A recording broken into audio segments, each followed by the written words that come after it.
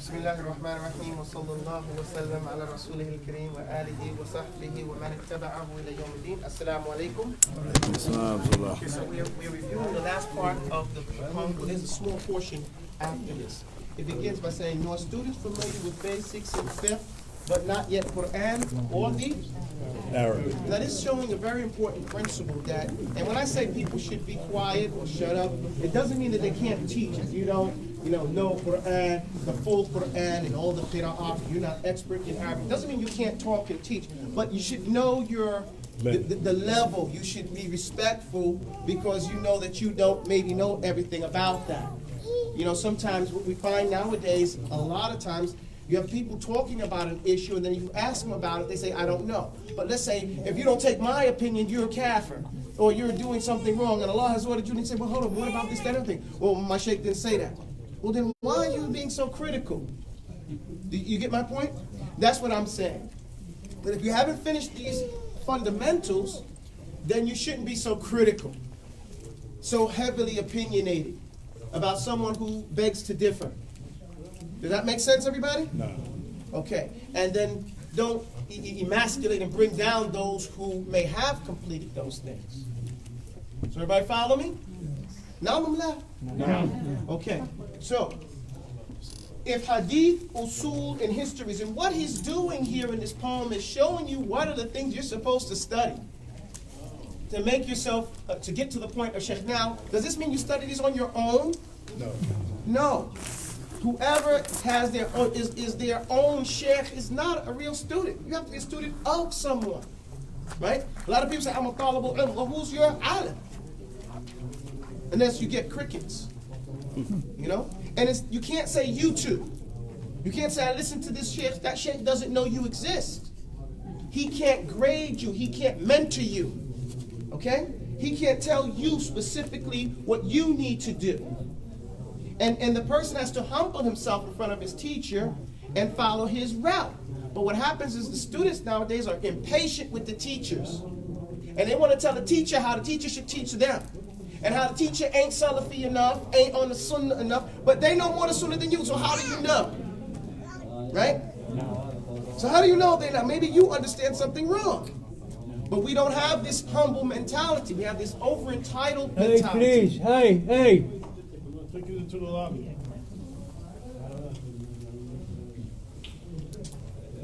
So, alhamdulillahi rabbil alameen.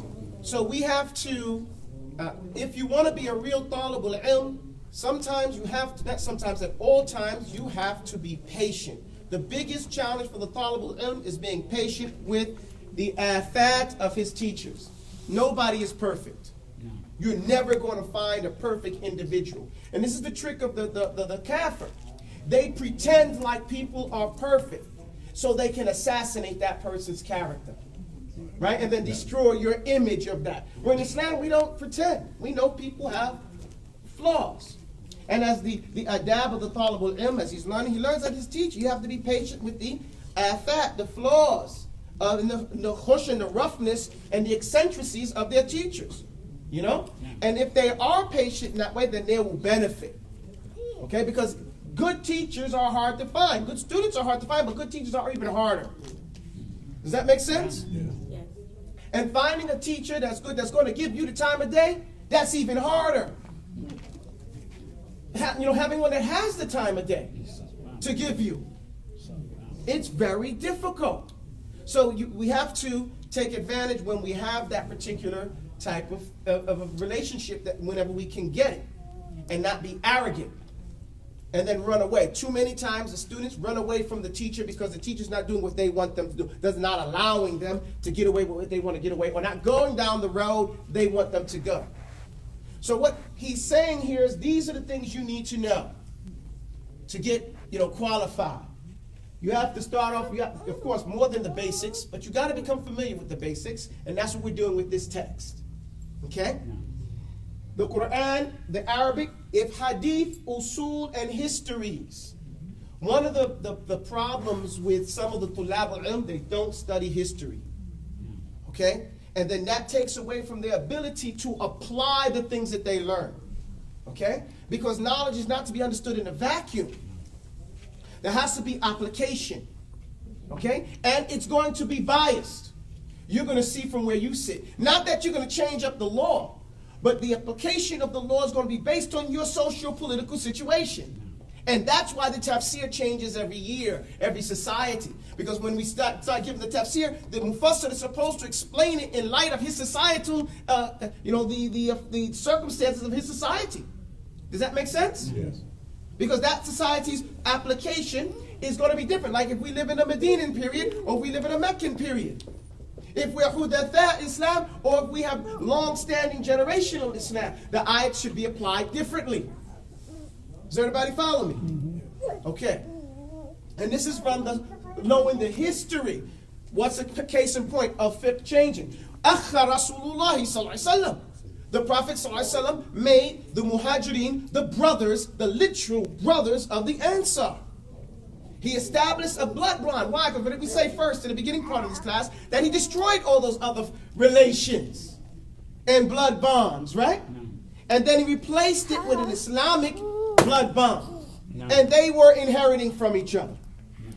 And we know the story. One of the Sahaba said, listen, man, I'm one of the richest guys amongst the Ansar. I'll split my wealth with you. I'll split my wives with you. You know? And he said, no, just show me the souk. Just show me the way to the marketplace, and I'll take care of it. And he showed him the souk of Bani Qurayza, and I think they were dealing with the jewelry at that time. And before long, he had what he had. Then Allah's Messenger stopped that practice. Why? Because the Muhajirin had become established. Okay? So now the need for that was not as severe as it was in the beginning. Does that make sense, guys? Yes. So then, this is why your ahwal, your customs, what's going on in your circumstances is vital and important for the sheikh to understand when he's dealing with you. And the absence of this is going to give you a different answer all the time. Right? Well, all right. So, if hadith, usul, and histories still partially clouded in mysteries, not saying you don't know anything, but there is, see, man akthara min shay, urifa bi. If Shaykh Albani, rahimahullah, he used to say, what's the difference? One time he was giving a class, he said, what's the difference between a Sufi and somebody that's on a Salafi? Ahl Sunnah. If you saw them both praying, could you tell them apart? No. If you saw them dressed, sometimes you can't tell them apart, right? No. Okay? So why would we call one a Sufi and why the other one a Salafi, quote unquote? Or from the Ahl Sunnah. What he does, akthariya. What is he mostly? What is his main characteristics of aqidah and the activities? That's what makes the difference. Does that make sense? Yes. Okay, so we're saying, not that you don't know anything, but if most of this is clouded in mysteries, okay? Because you're never going to know everything. Does that make sense? Yes. But you get to a point where most of it is known. Right? Now, once you get to that later, if it's still partially clouded in mysteries, refrain him from speech. When we say speech, it doesn't mean you can't give class. The Prophet said, "Balagh anni walaw ayah." The Prophet said, narrate about me. Let it be known what you know, even if it's just one ayah. But again, people have to have sincerity. You have to do your honest best. You have to be real with yourself. If you don't know what that means, then say, I don't know what that means. We've been told that in the beginning. That's what we're supposed to say. The people who are rooted in knowledge say, I believe it. It is all from Allah. You don't got to know the detailed tafsir and all this other stuff like that, but you say, this is what I believe. Well, what about this and that? Well, there goes a sheikh, you can talk to him. Why don't you come with me? We could deal with that. And they say, well, I don't want to do that. Okay, peace. You don't have to force them to. Does that make sense? Yes. They don't want to come, peace. Have at it, you know? So, refrain him from speaking about things he doesn't know. Okay, or as the kids say nowadays, stay in your lane. Stop. What happened? Imam Malik was asked, a man came and traveled 6 months to Imam Malik, and out of a large number of the questions he asked, Imam Malik said, I don't know. He said, yeah, Imam Malik, I traveled here. It took me 6 months to get from Maghrib all the way to Medina. What do you want me to do? He said, tell him that Imam Malik said, you don't know. Simple as that. I don't know. He didn't say, hold on, wait up, let me go ask this one, let me go over here and ask Abu Hanifa, and let me look it up. No. He said, I don't know. Which this teaches a talib al-ilm something that won't waste his time. If someone calls you, you're learning, you're studying, you're working on trying to get your knowledge, and someone calls you, texts you, and says, hey, do you know XYZ? You just say, I don't know if you don't know. Don't say, hold on, let me look it up. Now you spend a whole hour, 2 hours, 3 days looking up the issue. You're not a bahith. You're not there. That's not your job. Your job is to memorize Quran first. Get past that. And then move on to this. Include this, the fiqh, and include history. Then don't lose the usul. مَا مَنَعَهُمْ مِنْ وُصُولٍ إِلَّا تَرْكِهِمُ الْأُصُولِ. You get my point, guys? And hadith come last. Because it takes all those other skills before you move to that particular level. But we find people who have not even studied wanting to say they're from Ahl al-Hadith. And in the real world, the Shaikh will not give you the time of day. Because he does not want your terrible reading. He ain't got time for that. So by the time you get to sit with him hadith, you can read well. Okay, because as soon as you start stuttering into it, he says, listen, I ain't got time for this. I ain't got time for this. Go sit with somebody else. When you learn how to read, come back, we'll go through it with you, if I got time. So the person is like, well, I want to learn hadith. No, you have to go through the prerequisites first. I want to learn quantum physics, but I don't want to take algebra. What a fool I am, man. What a fool. Same thing. You want to study hadith, but you haven't memorized the Quran first? You don't know Arabic? What a fool. You guys get my point? Not saying that you can't hear them, but that's not your job to study them there. Your job is to memorize the Quran first. Don't we say Quran and Sunnah? We don't say Sunnah and then Quran. Teaching a principle. And what does the Sunnah do? The Sunnah yubayyinul Quran. It clarifies the Quran. So you're studying the furu and leaving off the usul. You're studying the extension and leaving off the whole meat and potatoes, what you're supposed to be studying. And getting the first part of it. Does that make sense, guys? So refrain him from speech. For what can he teach?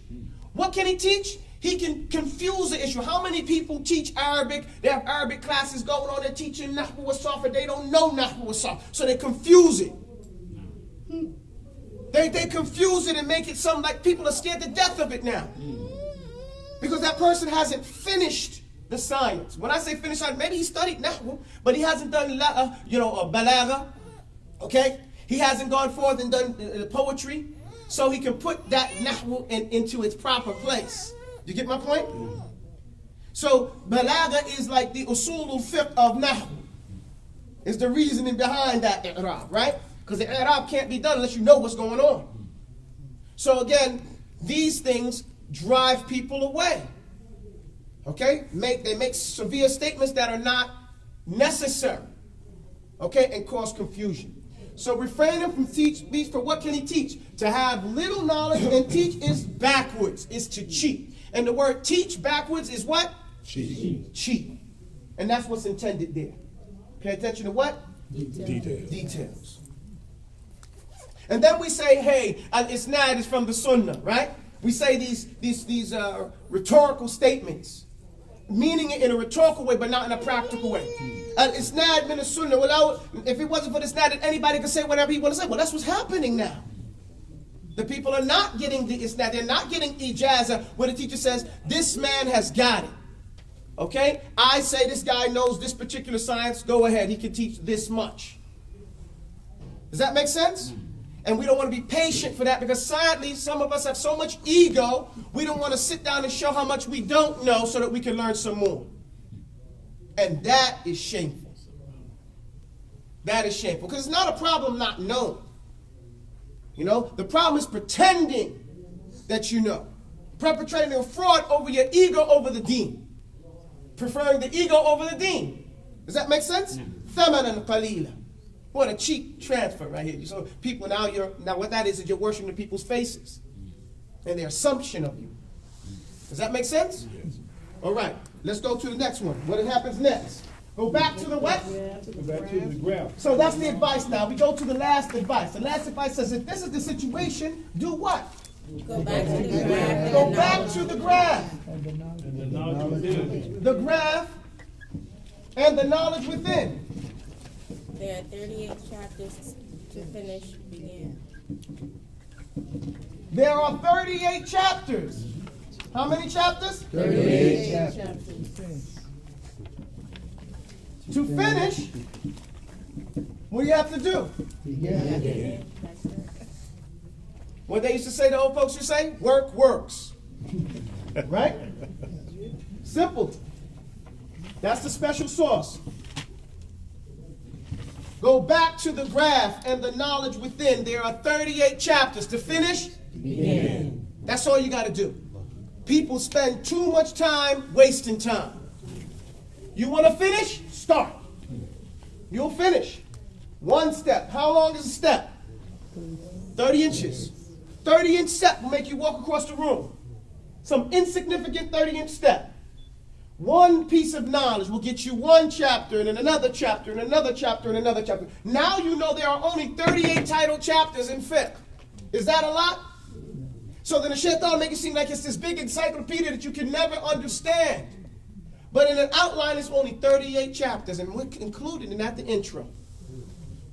There are 38 chapters to finish, begin. Start with what? Aqidah. Start with Aqidah. To end in jihad. To end in jihad. Go ahead. Striving to live like the righteous jihad. Struggling to live. Striving to live. We are struggling. Same thing. Struggling or striving to live as a righteous ibad. Now, if you remember, it's not Quran. Struggling or striving is the same thing. Because it all points to, see, what we do here in this poem is we put word placement with the word we're talking about. What does jihad mean? Struggling and striving. You get my point? So the word association is going to help you understand and hint towards the word, what the words are meaning. So what type of jihad are we talking about? Are we talking about kung fu? No, we're talking about, nafs. Your mind, paying attention. Is someone still here? Okay. So we're saying this is the thing. You start with Aqidah. That's the first chapter. And the last chapter is what? So now you know something else. You know A to Z, right? A to Z. So there's a lot of little fundamental things that you can get from this. If you know the first chapter and you know the last chapter, that's a lot right there. If you know there's only 38 chapters, and that's good right there too. And if you know what the objective is at the end of it is what? You're going to struggle and strive to live like a righteous ibad. What is an ibad? Slave of Allah, right? So that's the objective with our jihad. To make ourselves an Islamic state. Right? Not external. First, make me an Islamic state. And then that will spiral outwards, right? That's what will happen. It'll affect your child. It'll affect your neighbor. It'll affect your friends and everything and everyone around you, insha'Allah ta'ala. Bi-idhnillahi tabarak wa ta'ala. That's the poem. Any questions? There are no questions. I have some questions for you. First thing I have to state, a statement is, all you have to do is memorize, this is the introduction. This book, Outlining Fiqh, is a poem on each and every one of the titles under each one of those chapters. Like I said, there's a chapter called Tahara, right? But under Tahara, there are how many chapters? Tahara takes a noble spot. After Aqidah, before Salat. 11 cleansing points in order. All of them begin with water. The vessels that we use to feed, taking care of private needs. Wudu, then wiping on the shoe, the issues that undo wudu. You get my point? No. So each one of those things we deal with. Does that make sense? Yeah. So each one of those chapters is an outline, and it's written apolitically because it was written for the Westerner in Europe, in the English-speaking world, in the West. Why? Because there's multiple madhahib. So it's not following any madhahib. It's an outline. Now with those issues, each of the madhahib agree with those issues. How they solve them may be slightly different. So it benefits everyone. Does that make sense? Okay. We have a question test here. The test is this. We said start with Aqidah, right? No. In Aqidah, what is the first thing we're starting with? Excuse me? Iman bil Ghaib. Why are we starting with Iman bil Ghaib? Hesitation? Knowing why you're doing something is as important as doing it. Okay? It's the quality of the person. When I was in the Marine Corps, I worked for a guy named General Al Gray. General Al Gray said that on the battlefield there's going to be a war of attrition. There's going to be a certain amount of people gone. But the Marine Corps is the smallest. It's not even an army. It's called a corps. So how is it that we win? He says because you have a well-equipped. See, in the army, if you shoot the captain and the lieutenant and the top sergeant, then all the rest of the guys, they don't know what the plan is. Okay? They don't know what's going on. They're just following the leader. But in the Marine Corps, every single one of the Marines knows what the mission is. And every one of them is equipped to Charlie Mike, continue the mission. The private, the lieutenant. Does that make sense? That's an Islamic idea. Okay? They got that from Islam. Every one of the slaves of Allah knows what the mission is. To establish an Islamic state in his heart. Okay? To do his level best. The Sahaba worked locally while they thought globally. This is their general fiqh. Does that make sense? So here, we start with Aqidah. We follow the Quran. What does Allah do in Surah Al-Baqarah? What does he say? ذَلِكَ الْكِتَابُ لَا رَيْبَ فِيهِ هُدًى لِلْمُتَّقِينَ الَّذِينَ. The first thing Allah calls us to is to believe in al-ghayb. So that's why when we deal with Aqidah, the first thing we deal with is Iman bil ghayb. And the ghayb are how many things? About the realm of the unseen, we believe and even dream about of beings, places we might go, events that happen, or may be happening, and things that hint of our doom. Those are four things. There's the Iman bil ghayb, Iman of the unseen deals with unseen beings, right? Then unseen places that happened before, that were there before, and you're going to see again, or maybe see them in the future. And unseen events, right? And then unseen things. That's it. Now, amongst the Iman bil ghayb is Iman in the last day. And we have to have Iman in the last day, right? What are the 10, in front of the signs, one of the things we have to believe in the last day are the 10 major signs of the last day. What are they? Now, I want you to give them to me in a particular order so that you can remember them. So I'm going to help you out a little bit, but you guys are going to tell me what they are, then we're going to put them in order. Okay, so she said smoke, okay? Now we go back to the hadith. One day the Messenger of Allah sallallahu alayhi wasallam came out and he saw his companions debating something.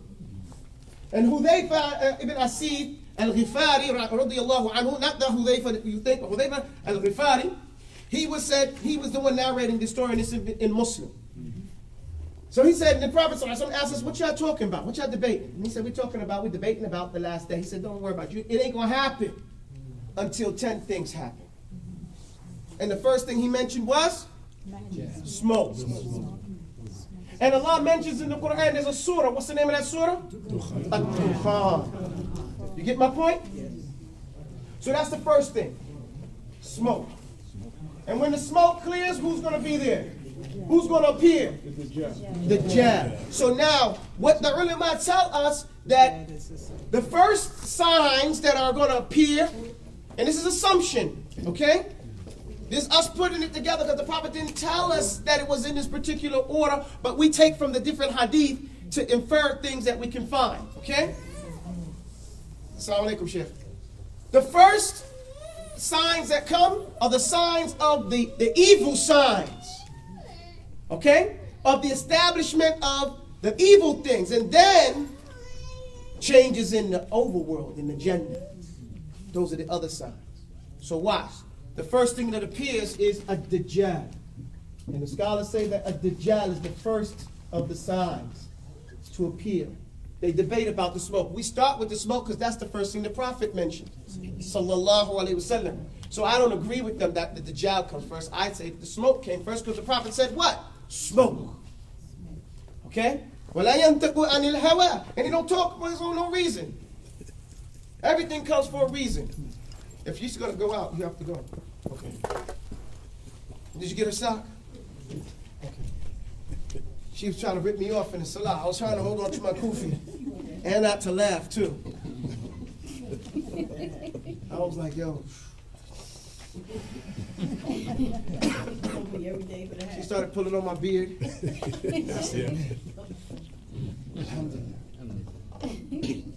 So when the smoke clears, the Dajjal appears. Who appears with the Dajjal? Oh, no, The beast. No. Gog and Magog? Ya'juj wa Ya'juj wa Ma'juj. Ma'juj. Ya'juj wa Ma'juj appear with the Dajjal.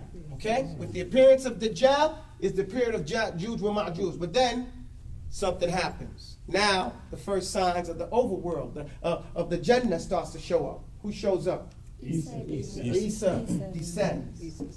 Isa, see, the Dajjal appears. You see, in the hadith it says he appears and Isa descends. You see, there's a difference, right?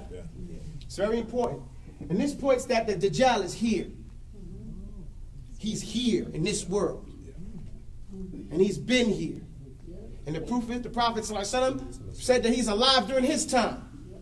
And that should not be amazing for us. Okay? I'm going to talk about something about stuff before I end, okay?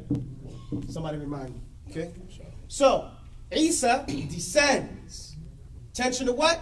Details. And so when the Prophet ﷺ mentions like this, then we know that these details should be paid attention to. When the smoke clears, that's what I say, when the smoke clears, the Dajjal appears, Ya'juj wa Ma'juj, they come down, then Isa descends, and he kills them. Right? That's what he does. And now there's a few things happen here. Now we get into an issue of confusion. Two things happen. I think they happen simultaneously. The sun sets in the west. I'm sorry. Rises, thank you. Astaghfirullah. In the west, and in some places it doesn't even say it rises in the west, it says it rises in its place of setting. So that's another point of detail. Okay? But let's say the sun rises in the west and simultaneously the Dabba appears. The beast. Now why do I say these things happen simultaneously? What's the job of the Dabba? To mark believer and disbeliever. Right, so the Dabba, the beast, marks the believer and the disbeliever. So they're together. No. Let me tell you why I think they're together. This is my opinion, okay? Because the Prophet ﷺ told us in another narration that repentance will not be lifted from us. You will be able to repent until when? The sun in the west. And so the Dabba can't say you a disbeliever or believer if somebody can repent, right? Because if I was a disbeliever and I saw him mark me, I repent right away, right? So his making it is meaning this has been determined now. Does that make sense? And so this is why I say that they happen simultaneously. The sun goes and the Dabba starts doing his thing, marking the believer and the disbeliever.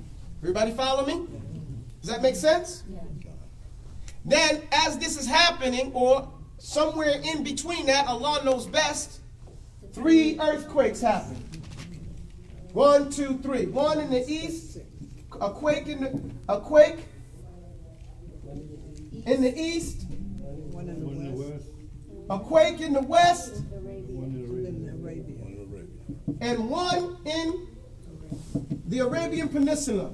Arabian Peninsula. Is that where the smoke comes from? Wait up now, hold on now. I haven't gotten that far. Now, we don't know in what context this happens, but we do know that it's because the Prophet ﷺ said that when these major signs come, it's like cutting the necklace of a pearl.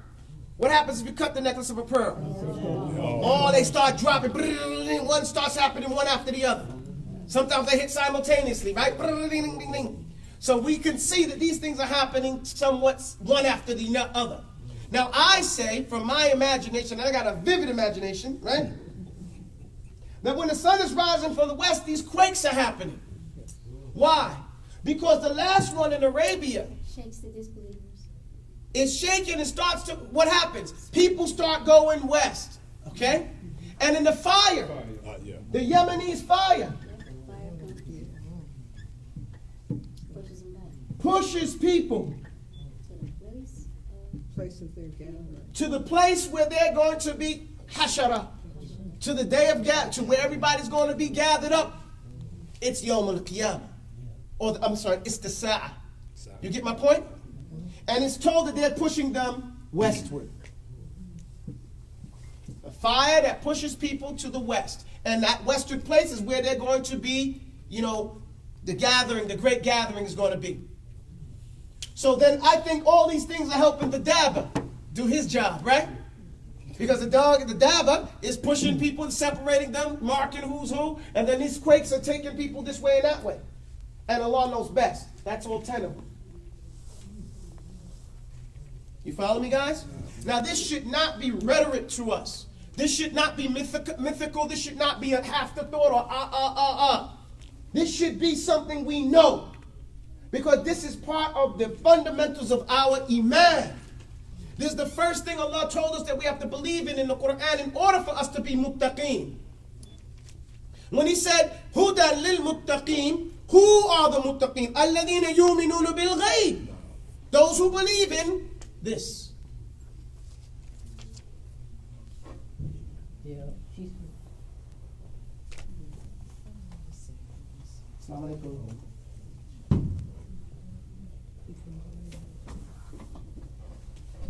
So it shouldn't be a casual remembrance. It should be a firm conviction. We should see it. We should believe it. We should dream it. We should expect it and anticipate it. Does that make sense? Yes. This is what we believe. This differs from the Armageddon that the other people said. This is what we stand. So please, memorize it. Inshallah ta'ala. Is the smoke coming from the peninsula? Allah knows best. There are some questions that we have because it's general, right? We don't have a lot of details. Sometimes no details are given to scare you. Right? Sometimes details are given to scare you. Allah knows how to deal with His creation. Don't go deeper than that. You get my point? No. Now, you can suppose, you can say, well, you know what, I think that there's fire, there's got to be smoke, right? Allah knows best. Allah knows best. But then earthquakes cause smoke too, don't they? Yeah, yeah. You get my point?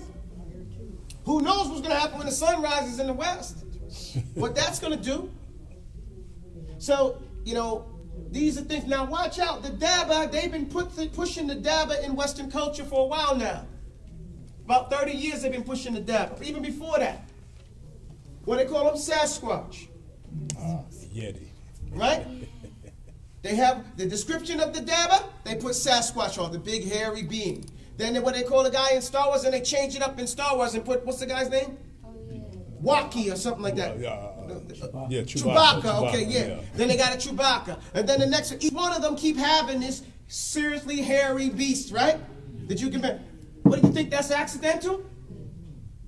Same way they promote jinns with I Dream of Genie and Bewitched and all these things, Casper the Friendly Ghost. Yep. In order to push, and half the movies they put out there are about jinns, right? The half dead, not dead. All these things is promoting jinns. This is their culture. As Allah tells us, most of them, they believe in the jinn and promote that. And all these tattoos with jinns on them, those jinns possessing them, inspiring them to put their picture out there. I live here. Right? That's what all that stuff is. So, alhamdulillah, we need to promote our thing and understand what they're doing so we can break that propaganda and set our minds right. Does that make sense? Yeah. We have to break the mindset of kufr and all those things and look at it and identify them. And then replace that with what is correct from the Quran and the Sunnah. You guys follow me? No. Now their Dabba is a weak Dabba. Because Allah's Messenger told us that Dabba is so hairy you can't tell his front from his back. Right. You can't tell his head from his toe. Their Daba, they tried, but you can still see it. Okay? Because the human cannot create or make anything that he's never seen before. He can only take what he's seen and build on it. So they take a horse. They heard that there was a rhino in Africa, and they said it was looking like a horse with a horn in it. They made a unicorn. The unicorn is supposed to imitate the rhino. What a bad imitation, right? But they never gave it up. They still pushed that. But that's what that initial idea comes. Kangaroo means I don't know, right? It does. Kangaroo means I don't know in Australia. But they don't correct themselves, do they? Fahrenheit is wrong. It's not 0. They won't correct it. As I said, they fail upwards. Okay? And they keep their mistakes and make like these mistakes were accomplishments. We can't live like that. We have to call the mistake a mistake and we move on. Celsius did it better. But they won't, they won't do it. That's why the United States is the only country that does pounds, right? And this, what does it do? No. They do pounds and inches. Inches, yeah. Everybody else does kilo. Yeah. The metric system. Nobody else does that because it doesn't make sense. It's more specific. It's very, very clear. Everybody can understand it. Well, yeah, clear measure. 32 degrees freezing. How do you get to 32? Because I'm not going to be wrong. This is arrogance, right? I'm not going to be wrong. Yeah. Right. Okay? And so they keep celebrating their losers. Whenever you study science, all you're doing is celebrating losers. People who got it wrong after wrong after wrong. Chernopoulos and all these other people, they did it wrong. So alhamdulillah rabbil alameen, this is right. Smoke clears, Dajjal appears, Ya'juj wa Ma'juj descend with or appear with a Dajjal. Isa descends, kills them, the sun rises from the west, and a Daba starts to push the people, and somewhere in there these earthquakes come. 1, 2, 3. The fire, the Yemenis fire pushes people to where they gotta be when the Qiyamah starts. When the Sa'ah, and the sun is ripped apart. Does everybody follow me? Now somebody asked, you had a question about this? Yeah, some hadith says that the Yajuj comes after Isa has appeared because he would take his people and go to the hills. Right. You can't fight him. You can't fight him. Nah. So then again, we're gonna see what happens, okay? Because there are some of the hadith that come in this are weak, okay? There's different narrations. That's why some people said Mahdi, okay? In the narrations that I have, it doesn't have the Mahdi, okay? In fact, almost all the narrations that mention the Mahdi are weak. Does that make sense? And the ones that are authentic don't say Mahdi. They say a righteous leader. You get my point? So, do we say we believe in the Mahdi or not? Hey, leave that which makes you doubt for that which does not make you doubt. We go with what we know. And we sit silent on those things that we don't. Does that make sense? We don't have to argue about things. Allah will tell us those things, kunna fihim nakhtalifun. Those things that we were differing on, Allah will make clarity. These are the things that we are demanded to believe in. This is a hadith from Muslim. On the authority of Hudayfa ibn Sa'id al-Ghifari, radiyallahu anhu. On the Prophet sallallahu alaihi wasallam. So this has high level of authenticity. Does that make sense? All right. Questions about this? Yes, well, it goes along with that. What about the crack in the moon that appeared during the lifetime of the Prophet? Peace and blessings be upon him? That has nothing to do with the last. That's why I asked. Okay. The moon being split is a miracle amongst the miracles of the Prophet sallallahu alaihi wasallam, and it's still split. Yeah, okay. See, what we don't, again, we have to become scientifically literate. Does the moon spin? No. No. The moon is stuck like a rock in your window. You see this part and it goes around the world like, let's say I'm the moon. This is how the moon is going around the earth, like this. Yeah. It does not rotate. That's why it has a dark The side. gravitational pull of the moon, of the earth on the moon is so strong, it won't even allow it to spin. But what's the distance between the earth and the moon? Because they tell you they went to the moon, right? Did you know that you can fit every planet in this solar system between the earth and the moon and still have 500,000 miles? I'm sorry, 5,000 or 500,000 miles. I forget which one. Either it's 5,000 or 500,000 miles, including Pluto, even if you don't want to hold it as a planet. Do you understand how far that is? That's a long ways. This is a scientific fact. Between the moon and the earth, you can fit all the rest of the planets and still have room to spare. Thousands of miles. You think they got enough gas, kerosene to go that way? No. They're liars. Okay? They are liars. And only the United States claims it. Nobody else does. They just sit silent and say, yeah, cuz. Right? That's what they do. They say, yeah, cuz. And if they're going to believe you, then fools. With aluminum foil. What did they do to those astronauts? Well, one of them they put in a funny house. What's his name? Armstrong. They locked him up for a while. Okay? Because he heard the adhan out there. So, but that's going to lower space is no big deal. The what does he call it? The Red Bull man went to lower space. When the Red Bull man did his free fall, he was in the same picture of outer space. Right up there where the air gets thin. No big deal. But you can't break that. See, look at this scientifically.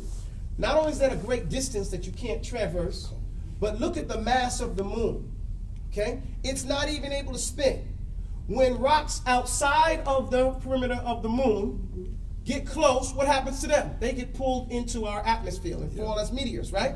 So you're going to tell me those hard things far away can't even go past our planet, yet something made of aluminum, the spaceship is aluminum, right? Has the torque and the mass to pull away from the planet? You guys get the point? Right. What is gravity in that regard? It's electric. It's magnetic pull. That's why they call it North Pole, South Pole, right? No. And they mix like that. Don't we have metal in us? No. Yes. Okay? Yeah. And don't we have magnetism? This is electricity. This is the whole thing about what we're alive with, right? That's right. Oh, we can pull past that? Allah says, La yanfadhu. They'll never be able to do it. But these are just different things. If you can, anybody who doesn't believe me, look it up. Okay, just ask Shaikh Google.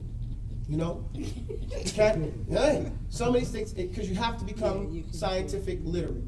Okay, you have to know these things or they're going to take advantage of you every time. Does that make sense? Hold on, before you do, I want to mention about the barzakh. Okay, because someone called me with this question, and I think it's a beneficial question for everybody. I hope I get it right, as far as the question was concerned. If not, I'll bring the point. They were like, how is it that people are going to be in the barzakh and have meet other people? Because they read narrations that in the barzakh, in the grave, the person is going to, see other people and interact with them. Yeah. Everybody find that? Yeah. I said, how is that? Okay, when they're in the grave. I said, okay, this is the answer to that. First and foremost, what is death? Death is called the twin sister of what? Sleep. Sleep. Okay, so we have given sleep as a physical, actual experience to understand what death is going to be like. When you go to sleep at night, where are you? In your bed, right? But consciously, you're in the world of the dream, right? And in that dream, don't you interact with people? Yes. Are they not in their beds? Yes. Dead or wherever they might not even existed? And you're experiencing them, and they may have in their own dream and not experiencing you. Allah says that He can, if all the people came to one place and asked for everything they want, He can give it to them. And it wouldn't take nothing away from it as much as a needle putting in the water and pulling it out. Right. So everybody can have their own experience, experiencing it with the people they want to experience it, and those people who don't want to experience them having their own experiences, and that don't take away nothing from Allah. Does that make sense? So just like you be in your bed, the barzakh is not the grave, it's the realm of the dead.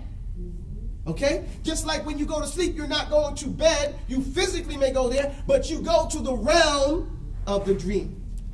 Does that make sense, everybody? Yes. Follow it? Right. Okay, any questions about that?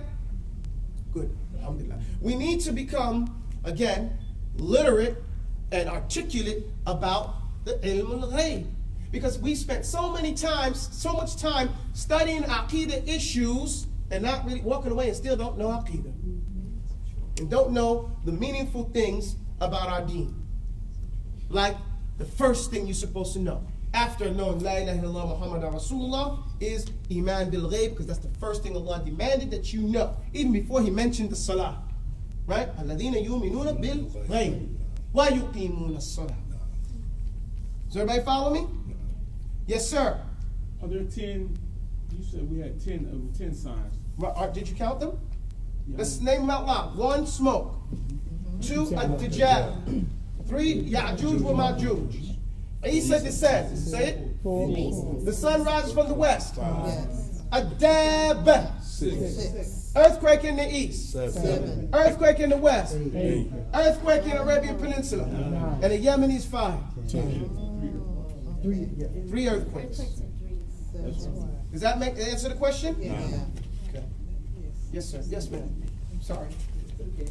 In response to something you said earlier about knowing those things and being readily Articulate. articulate about them. But I've found since I've been in Islam and learned something about death, I don't know everything, but I know something about it. The people, a lot of the Muslims I'm talking about, don't want to deal with it because we're so into that Hollywood syndrome about the mummy and the Frankenstein and all that. Okay. We can't seem to get over that. Okay, when I said to be articulate, I was not meaning in the context of talking to anybody else but yourself. Okay? Who cares about anybody else?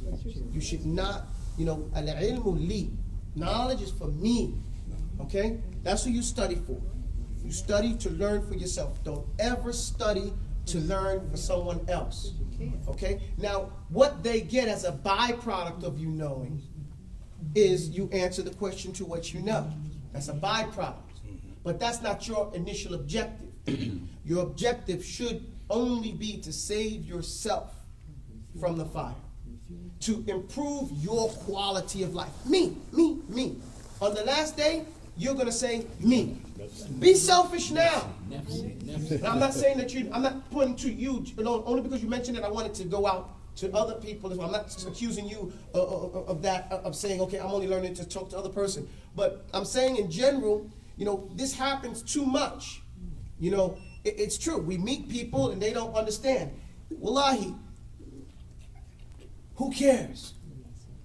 One of the things that we have to learn about the qadr, and this is from my experience with learning about the qadr of Allah, is that we have to accept the qadr of Allah.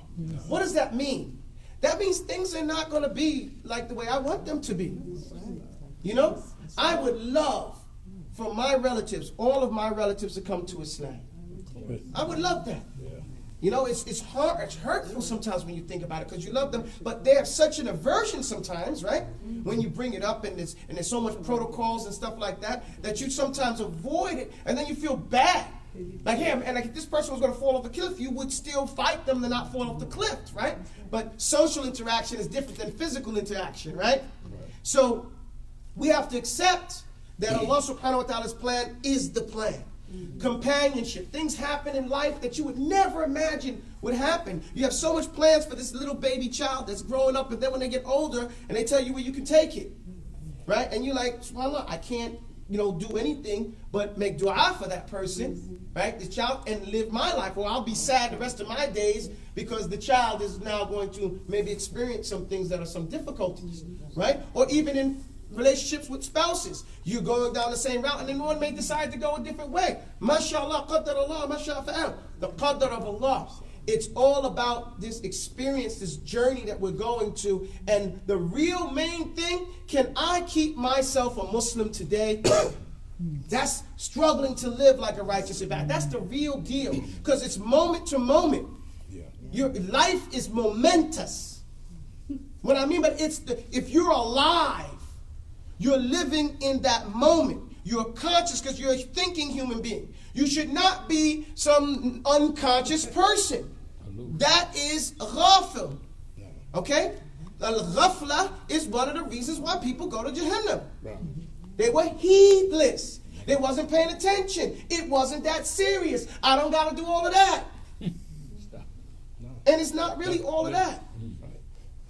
So, getting comfortable with not being in charge, and understanding that we don't own this world, that Allah owns it, and Allah has a plan, but I can be happy here, okay? If I accept His authority, and if I submit to His plan, and then what I look for at every moment is, what am I supposed to be doing? Not what is the next person supposed to be doing? What am I supposed to be doing right here? That's why I said our mindset, our manners, our conducts, and tact. What tactic am I supposed to be using right there, right? At this moment.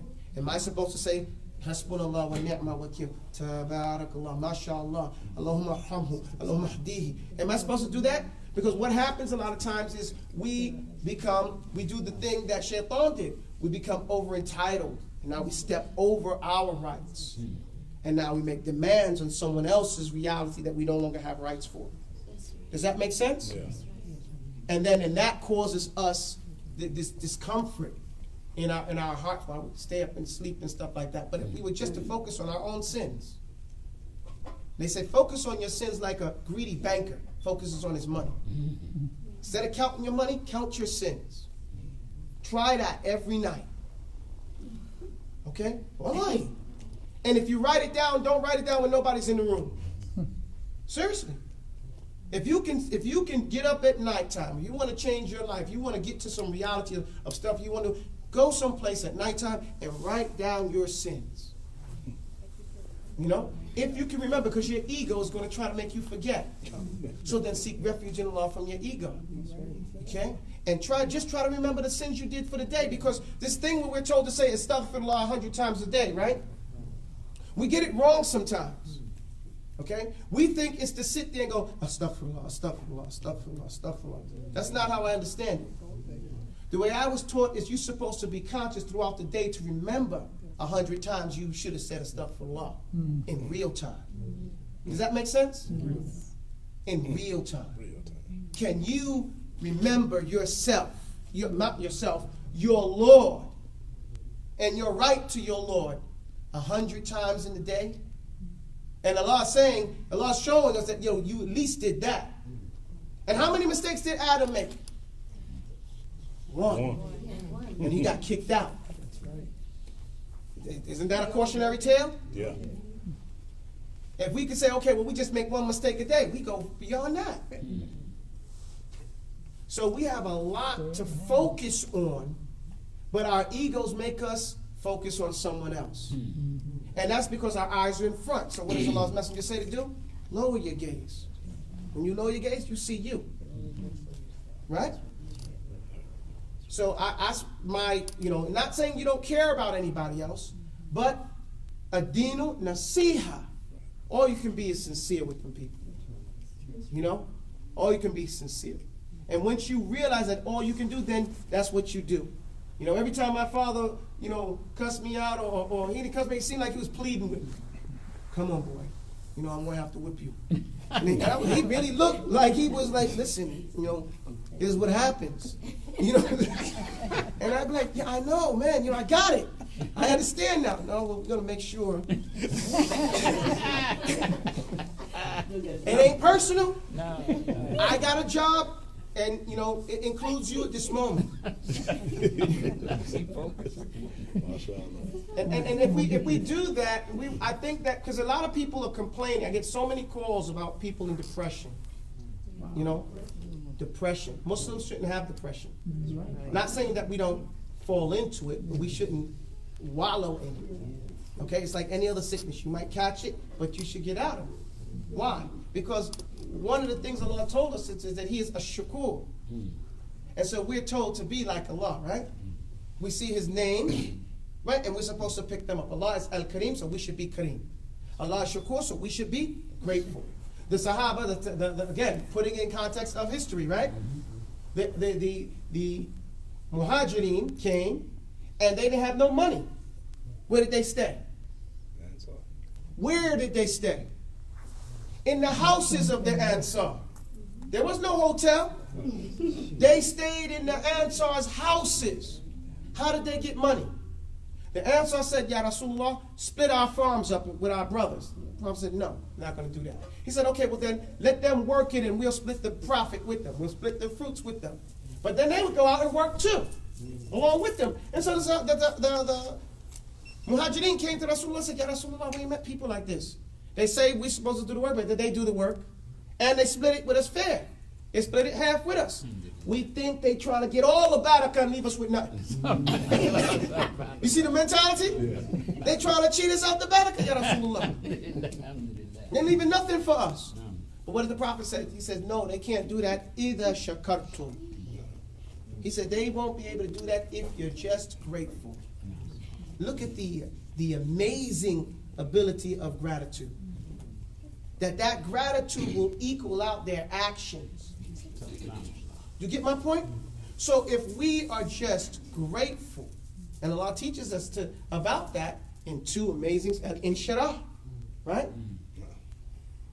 Alam nashra laka sadra wa wada'na anka wizra. Right? What do we see here? In this whole surah is Allah telling us, what's your problem? Didn't I fix you up? Didn't I lift that burden off your back? Many times. الذي أنقذ ظهرك was about to break your back.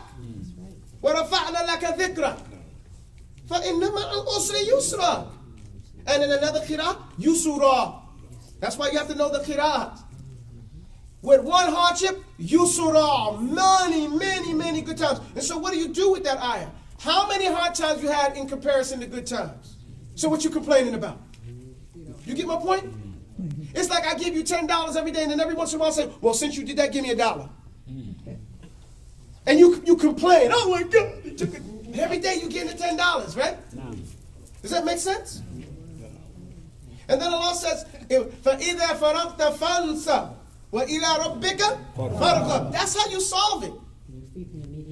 You go to a poor person and you do service for them. You want to break depression? Go to a poor person, somebody less than you, and feed them. You'll feel real good. They say this will make you feel good for days. They tell those people who are in sports, right? They tell them when they get ready to go to the All-Star games to go out and feed poor people and do stuff because it will give them more energy on the court. Look at that. They understand the influence, the natural world, with helping those less fortunate than you, and how it improves your state of mind and motivates your soul and makes you smile for days. And Allah says, if you finish, fansab, insaf, and start something else. Read that verse so you don't get bored. Right? Some people, the eyes get bored, the ears get bored, the heart is still intended, but sometimes, you have to change it, so change it up. But keep trying to get to your Lord in that way. So this is these are the cures for, the two surahs are the cure for depression. Okay? All you have to do is read it and apply it. Yes, I sir. want to say one more thing. I'm not a busybody. What I said that for is because I'm concerned about if people die, someone should be able to wash them. And I'm finding out the fear of being around people that have deceased, the souls have gone. Some people are afraid. I found that out in doing it myself. You're right. It is a shame That's that why I said that. that when people pass away in the Muslim community, that not enough people are qualified to give the person their last rites. That makes us incompetent. Okay? Or they have hang-ups about death, about the deceased. Ooh, where does that come from? It's not from Islam. You have an obligation to take care of that deceased person. It's his last right. So yes, we do have to become more adept in doing that, learning what is not a difficult task, and what the lesson in doing it is, see, I've done that for years. And sometimes you'll start washing the body and people will come in, especially if you're at some of these places where they're campers, they'll come in and they'll be kicking the willy bobo. They want to say, hey man, what's up? Oh yeah, say, no, man, get out. Now get out. I'm rapping with this cat. I'm in a different zone here. We don't want to talk about, oh, okay, whatever, and okay, whatever. Then go out right there and you can get in the zone because you just imagine yourself on that table. Okay, that's all you got to do. Is someone going to be here for me? Are they going to care? You get my point? Are they going to make sure that I get it? Or are they going to, some brothers be like, let's just put them in the bag and zip. No, man, we're not doing that. Do that with your mother. Do that, no, serious. That makes them stop and think about that. Or just get out the room. So you have to, and maybe not everybody can do that, but there should be more people qualified, and it shouldn't be a one-man person, one or two people in the community doing it. No, we should take our youth to go do it. Okay? We should take when I left the other time to go down to, was it Georgia? I had my son watch the bike. I just supervised. Okay?